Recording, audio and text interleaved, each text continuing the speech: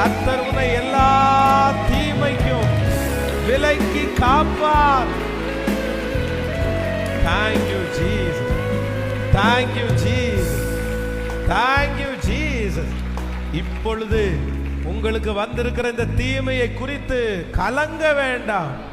இந்த தீமையை குறித்து எவ்வளவேனும் பயப்பட வேண்டாம்.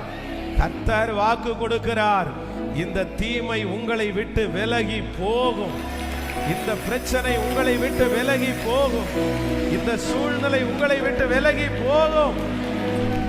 எல்லா தீமைக்கும் கர்த்தர் எல்லா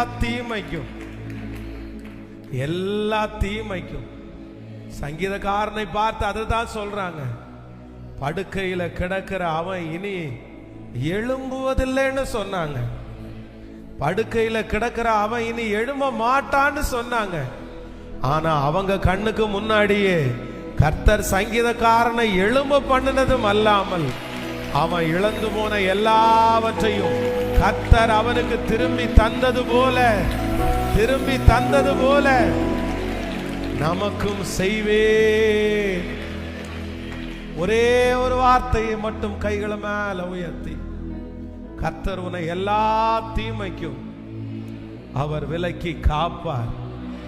கர்த்தர் உன்னை எல்லா தீமைக்கும் விலக்கி காப்பார். சிங்கம் போல உனக்கு முன்பாக நிற்கிறது.